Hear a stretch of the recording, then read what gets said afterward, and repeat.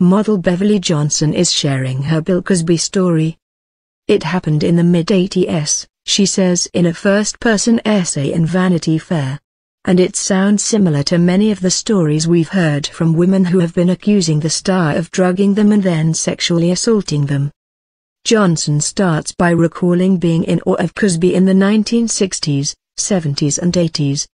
He was funny, smart, and even elegant, all those wonderful things many white Americans didn't associate with people of color. She was thrilled when one day an agent called her to invite her to audition for a role on The Cosby Show. She went to a taping and met Cosby. He invited her to his home. She had one pleasant visit and he invited her to come over again. The next time didn't go as smoothly.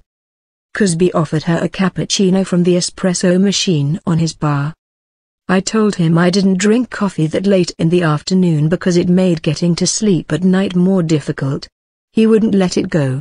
He insisted that his espresso machine was the best model on the market and promised I'd never tasted a cappuccino quite like this one.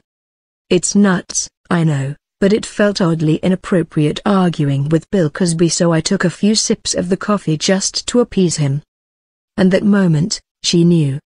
Now let me explain this. I was a top model during the 70s, a period when drugs flowed at parties and photo shoots like bottled water at a health spa, says Johnson. I'd had my fun and experimented with my fair share of mood enhancers. I knew by the second sip of the drink Cosby had given me that I'd been drugged, and drugged good. She says he motioned for her to come to him, as though acting out a scene. He put his hands around my waist, and I managed to put my hand on his shoulder in order to steady myself. As I felt my body go completely limp, my brain switched into automatic survival mode. That meant making sure Cosby understood that I knew exactly what was happening at that very moment. She called him a mother. And she kept on yelling at him, she says. He didn't like it. What happened next is somewhat cloudy for me because the drug was in fuller play by that time. I recall his seething anger at my tirade and then him grabbing me by my left arm hard and yanking all 110 pounds of me down a bunch of stairs as my high heels clicked and clacked on every step. I feared my neck was going to break with the force he was using to pull me down those stairs. They reached the front door of his brownstone and then began waving down taxis.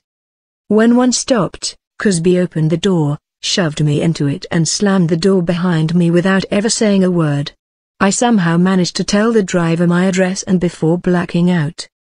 After a few days, Johnson says she later called Cosby's house to confront him.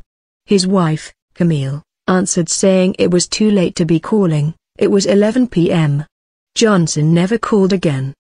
At a certain moment it became clear that I would be fighting a losing battle with a powerful man so callous he not only drugged me, but he also gave me the number to the bedroom he shared with his wife. How could I fight someone that boldly arrogant and out of touch?